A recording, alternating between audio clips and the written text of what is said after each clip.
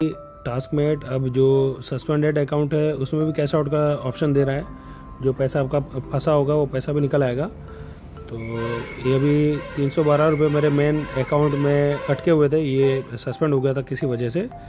तो उसको मैं कैश आउट करने के लिए अभी प्रोसीड करने के लिए जा रहा हूँ। हालांकि तुरंत पेमेंट आने का चांस नहीं है, बहुत कम चांस रहता है कि पेमेंट तुरंत की तुरंत आ जाए।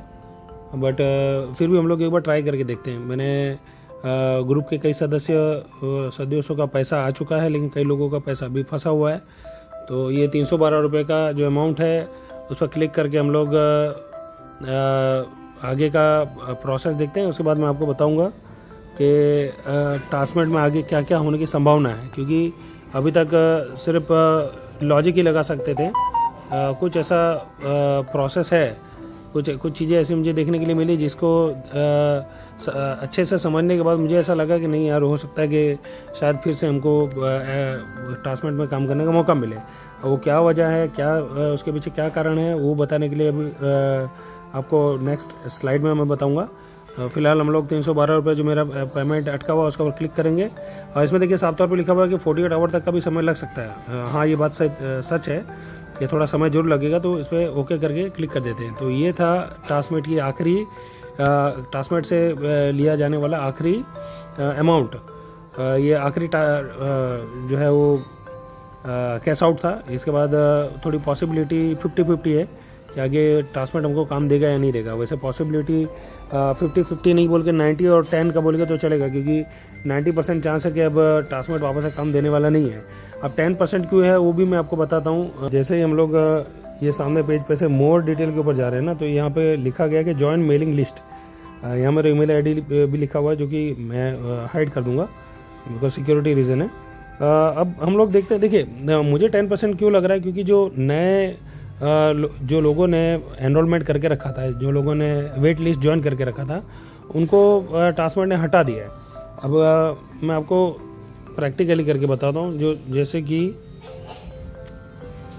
वेट मोमेंट, या जैसे कि हम लोग स्विच अकाउंट करके किसी और अकाउंट में जा रहे हैं जिसमें हम लोग ने अप्लाई करके रखा होगा। ये देखिए सामने ऑप्शन है, क्योंकि अनेबल टू लॉग इन करके आ रहा है ऑप्शन, है ना। अभी ये आईडी पे जो मैंने दूसरी आईडीज़ पे भी अगर मैं चेक कर रहा हूँ, मेरे जिसमें मैंने ऑलरेडी ट्राई करके रखा था, कि अभी देखिए ये नई आईडीज़ को तो बिल्कुल भी एक्सेप्ट नहीं कर रहा है। तो इसका रीज़न ये है कि नए जो लोग हैं उनको काम नहीं देना चाहता। अब पुराने जो लोग हैं उनको काम देने के पीछे का रीज़न है। अब जैसे आप यहाँ पे देख रहे हैं कि Taskmate is not available to public, ठीक है, थैंक यू, ये सामने लिखा हुआ है कि पब्लिक के टास्क नहीं है। पर पब्लिक के टास्क नहीं है इसका मतलब क्या हुआ, यानी कि जिनके पास अकाउंट की एक्सेस है शायद हो सकता है उनको दें।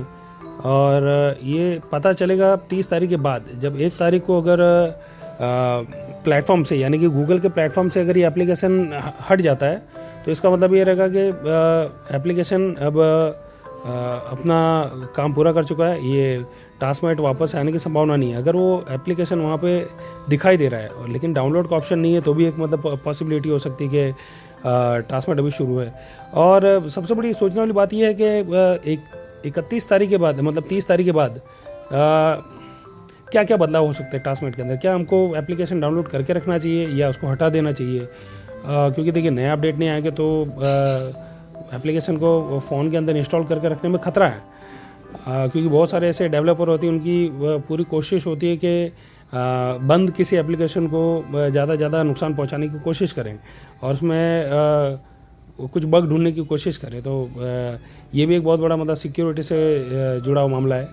और 1 तारीख तक में पता चलेगा एग्जैक्टली कि टास्कमेट का नेक्स्ट प्लान क्या है। क्या वो इंडिया से रोल आउट करके जाना चाहता है, क्योंकि देखिए अभी फ़िलहाल और भी बहुत सारी कंट्रीज़ है, जैसे मैक्सिको में था और केन्या में था, इंडोनेशिया, और ऐसे कई कंट्रीज़ में हुआ करता था। स्टार्टिंग में जब हम लोग एप्लीकेशन मतलब एक्सेस करना शुरू किया था, जब यूज़ करना शुरू किया था, आज से ये 2 साल पहले की बात है, तब वो अदर कंट्रीज़ में भी ये टास्क शो होते थे। बट अभी बीच में ये दूसरी कंट्रीज़ में टास्क जूम करने पे दिखाई देना बंद हो गया था। तो क्या अब वहाँ पे भी मतलब ट्रांसमिट बंद हो रहा है? क्योंकि सिर्फ वो इंडिया में बंद कर रहा है, अगर सिर्फ इंडिया में बंद कर रहा है तो गवर्नमेंट के साथ हुई उसकी जो डिस्प्यूट है वो एक रीज़न हो सकता है। तो लेट्स सी कि 1 तारीख के बाद ये ट्रांसमिट का क्या परफॉर्मेंस रहता है, क्या